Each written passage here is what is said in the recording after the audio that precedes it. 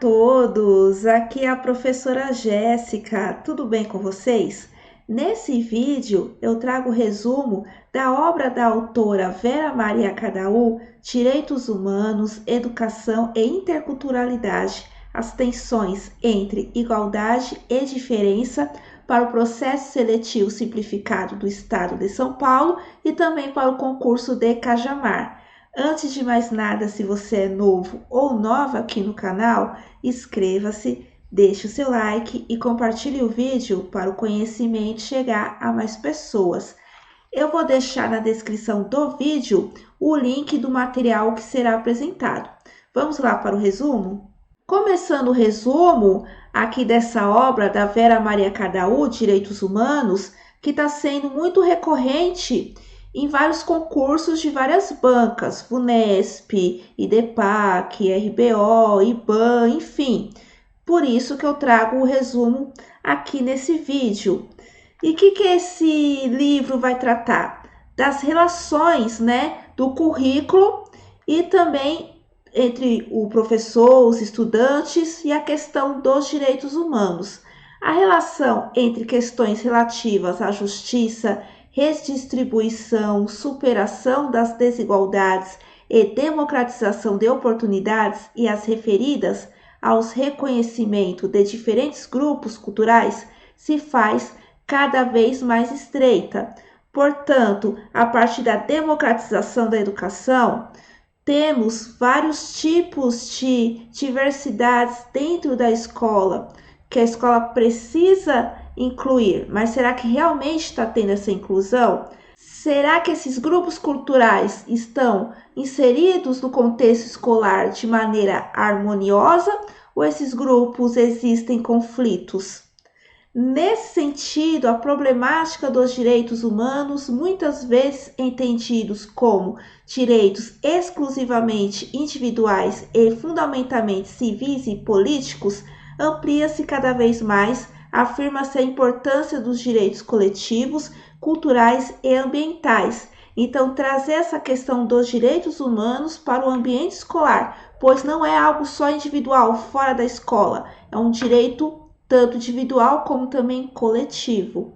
Um elemento que me parece fundamental na questão é essa tensão, presente hoje no debate público e nas relações internacionais, entre igualdade e diferença. Então, a gente precisa saber o que é igualdade e o que é diferença. Igualdade é que todos possam ter, por exemplo, as mesmas condições para aprender, para se desenvolver, mas a gente tem que respeitar as diferenças, pois cada um tem a sua diferença cultural, social, histórica, enfim, e essas diferenças precisam ser respeitadas. Somos iguais ou somos diferentes? De acordo com Pierucci, 1999, até recentemente nossas lutas tinham como referência fundamental a afirmação da igualdade. O direito à diferença não tinha ainda aparecido com força que tem hoje. No entanto, atualmente a questão da diferença assume importância especial e transforma-se num direito, não só o direito dos diferentes a serem iguais, mas o direito de afirmar a diferença. Então, aquela igualdade que não afirma a minha diferença já não é igualdade. Como eu falei, a igualdade é para o acesso, condição, a educação, a dignidade, a cultura, a políticas públicas, etc. Mas não é para invalidar as diferenças. Não se trata de afirmar um polo e negar o outro, mas de articulá-los, de tal modo que um nos remete ao outro. Então, a gente vai articular a igualdade e a diferença dentro da escola. Direitos humanos hoje, um discurso relevante? Será que realmente é ou não? Por um lado, tanto no plano internacional quanto no plano nacional, existe um discurso reiterativo que afirma fortemente a importância dos direitos humanos. No entanto, as violações multiplicam-se. É necessário reconhecer que tem sido feito um esforço sistemático orientando a defesa e proteção dos direitos fundamentais. Um elemento importante da problemática atual dos direitos humanos diz respeito à relação entre indivisibilidade e exigibilidade. Um outro elemento da problemática ao que já nos referimos é que consideramos que ocupa o lugar central é a tensão entre universal e particular. Então, os direitos humanos, entramos novamente na questão: é um direito individual ou coletivo?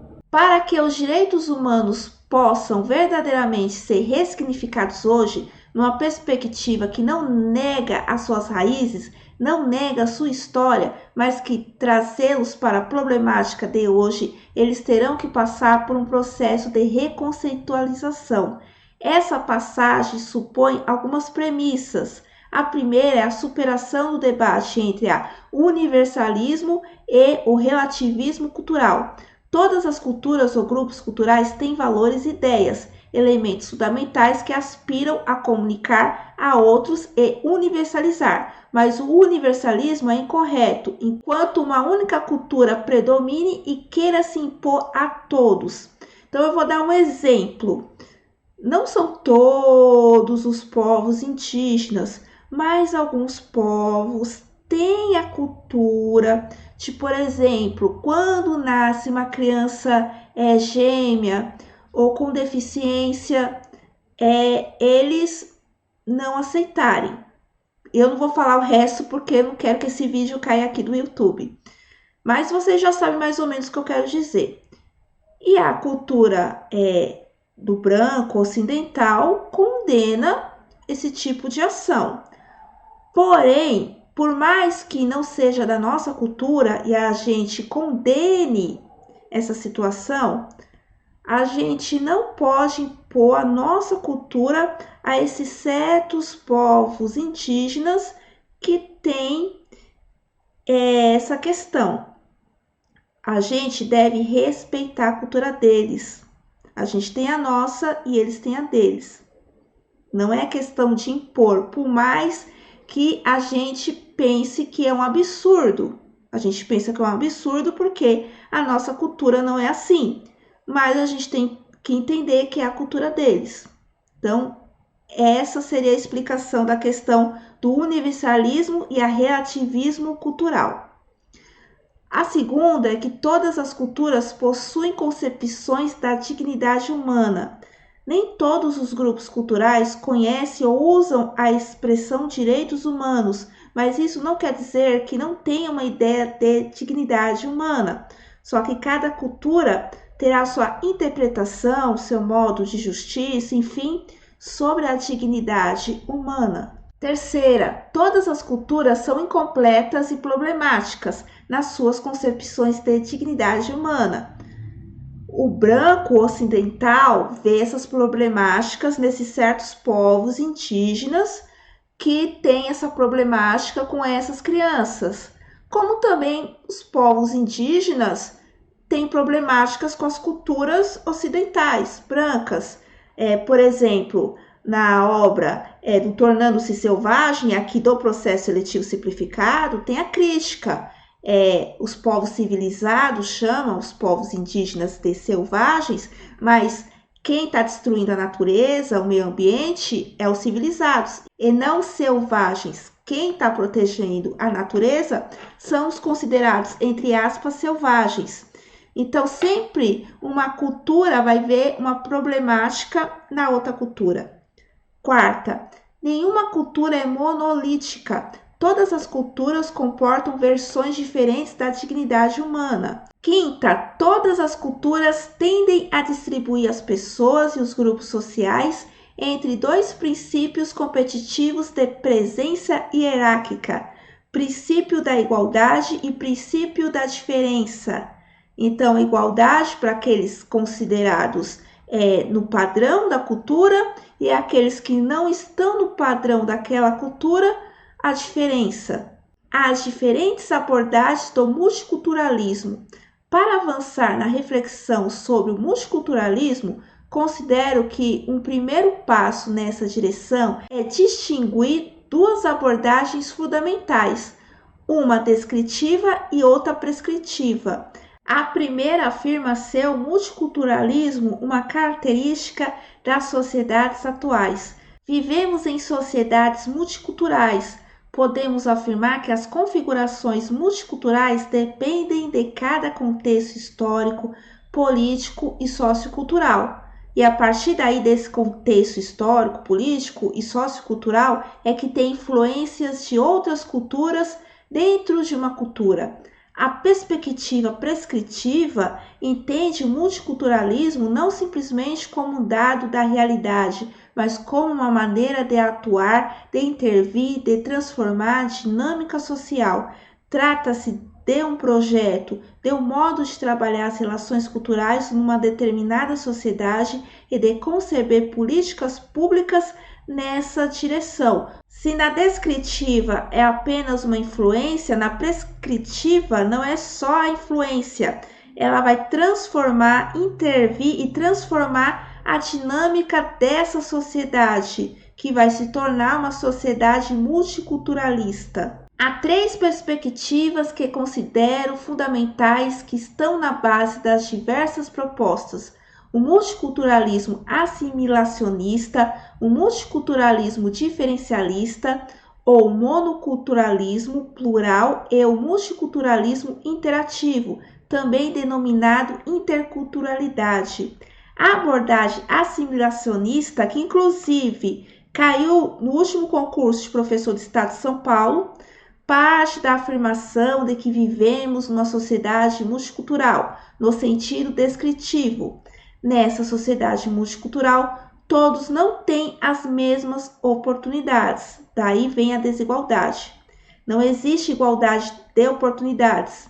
Favorece que todos se integrem na sociedade e sejam incorporados à cultura hegemônica. Portanto, não importa suas dificuldades, você tem que andar conforme a música daquele que está no poder. Multiculturalismos diferencialistas ou plural propõe então colocar a ênfase no reconhecimento da diferença. Afirma-se que somente assim os diferentes grupos socioculturais poderão manter suas matrizes culturais de base.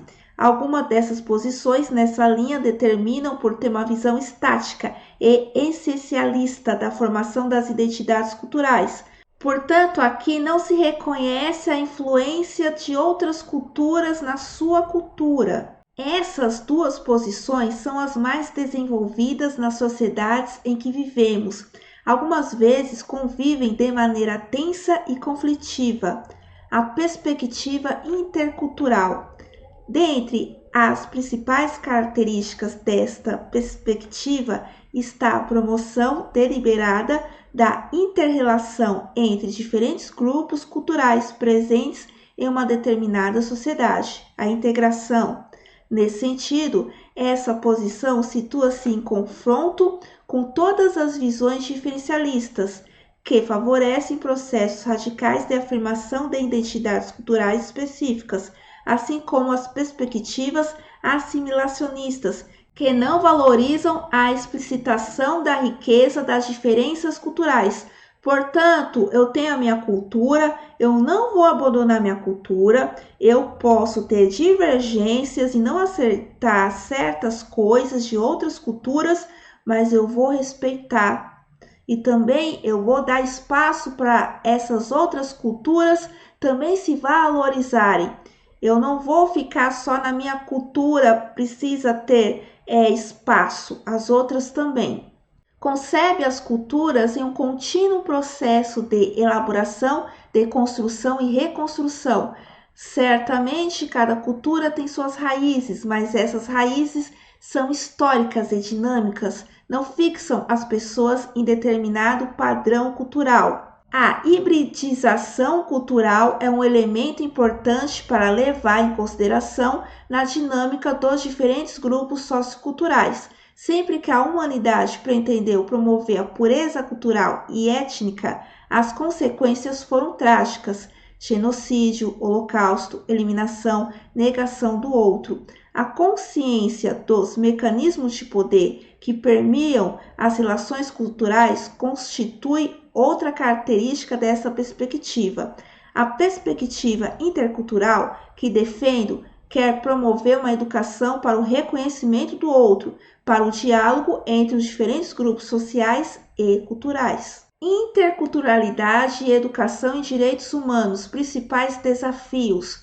O primeiro está relacionado à necessidade de desconstrução, portanto, dialogar, dar espaço ao outro, abrir a mente. Para a promoção de uma educação intercultural, é necessário penetrar no universo de preconceitos e discriminações, que impregna todas as relações sociais que configuram os contextos que vivemos. Muitas vezes a gente não sabe e acaba sendo levado por estereotipos e acaba discriminando certas culturas. Um segundo núcleo de preocupações relaciona-se à articulação entre igualdade e diferença no nível das políticas educativas, assim como das práticas pedagógicas. Um segundo núcleo de preocupações relaciona-se à articulação entre igualdade e diferença no nível das políticas educativas, assim como das práticas pedagógicas. O que isso significa? Aqui entra a palavra equidade. Portanto, dá mais aquelas diferenças que mais precisam. Aqueles que não precisam tanto, não precisa se dar tanto. E aqueles que precisam de mais, a gente dá um pouco mais. É assim que a gente alcança a igualdade. Não é dar tudo igual a todos, mas equilibrar as necessidades para que todos possam alcançar a igualdade. O terceiro núcleo vincula-se ao resgate dos processos de construção das identidades culturais. É muito importante esse resgate das histórias de vida, tanto pessoais quanto coletivas, e elas possam ser contadas, narradas, reconhecidas, valorizadas como parte do processo educacional. Portanto, ouvir o estudante. E para fechar aqui o resumo, o último núcleo que tem como eixo fundamental promover experiências de interação sistemática com outros, para sermos capazes de relativizar nossa própria maneira de situar-nos diante do mundo e atribuir-lhe sentido, é necessário que experimentamos uma tensa interação com diferentes modos de viver e expressar-se. A perspectiva intercultural quer promover uma educação para o reconhecimento do outro, o diálogo entre os diferentes grupos socioculturais. Essa última frase é o resumo aqui da obra. Então, a interculturalidade promover um currículo em diálogo que promova e valorize as diferenças, para sair daquele currículo de assimilação ou só de predomínio de uma cultura perante a outra, mas sim o diálogo, até mesmo para promover os direitos humanos, que não é algo individual, mas precisa ser tratado no seu coletivo. E para você que está se preparando para o processo seletivo do Estado de São Paulo, eu tenho a apostila para os anos iniciais completa, valor R$20, parte geral comum para os especialistas, valor também R$20. Também tenho específica para geografia e educação especial, valor R$18. Tenho apostila para Cajamarte PEB 1, valor R$25 completa. Tenho também para o professor adjunto, também R$25. Vai ficar aqui na descrição do vídeo o link lá da minha página na Hotmart para você adquirir as minhas apostilas. Bom, eu espero ter ajudado. Até a próxima. Tchau!